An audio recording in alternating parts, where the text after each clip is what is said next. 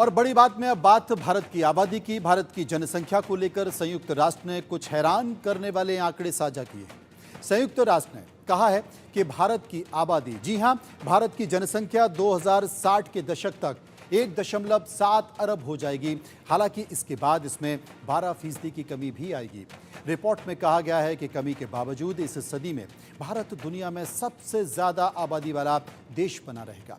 UN की इस report में कहा गया है कि 2024 के अंत तक दुनिया की आबादी 8.2 अरब होगी और 2080 के दशक तक बढ़कर ये 10.3 अरब हो जाएगी। रिपोर्ट में यह भी कहा गया है कि चरम पर पहुंचने के बाद वैश्विक जनसंख्या में धीरे धीरे गिरावट आएगी और सदी के अंत तक ये घटकर 10.2 अरब हो जाएगी। भारत को लेकर संयुक्त राष्ट्र का कहना है कि भारत साल 2021 तक दुनिया का सबसे ज्यादा आबादी वाला देश बना रहेगा। रिपोर्ट में यह भी कहा गया है कि इस साल के अंत तक भारत की आबादी 145 करोड़ तक हो जाएगी।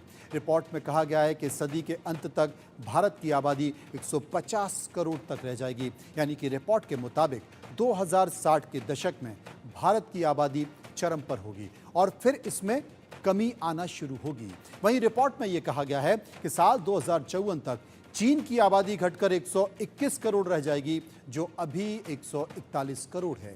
दरअसल संयुक्त राष्ट्र ने आबादी के ये आंकड़े वर्ल्ड पॉपुलेशन डे पर जारी किए हैं। इन आंकड़ों की माने तो भारत को जल्द ही जनसंख्या नियंत्रण के लिए कदम उठाने की जरूरत है, क्योंकि ज्यादा आबादी होगी तो संसाधनों की जरूरत भी ज्यादा पड़ेगी।